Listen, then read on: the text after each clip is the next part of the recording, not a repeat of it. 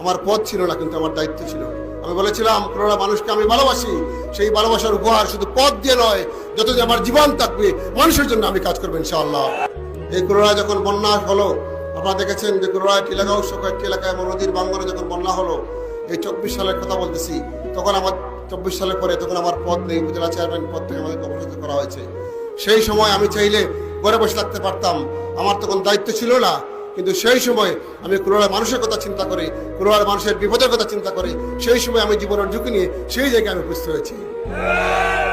আপনারা দেখেছেন যখন সেই বাঁধটি ভাঙলো, বাঁধ ভাঙার আগে সবার আগে আমি সাহেব খান সেই বাঁধ দেখতে গিয়েছি।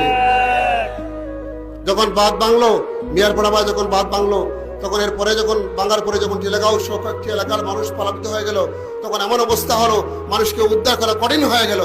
সেই সময় আমি এবং আমার টিম সেই উদ্ধার কাজ সম্পন্ন করেছি। এই শেষ উদ্ধার করে শেষ নয়, যখন আমি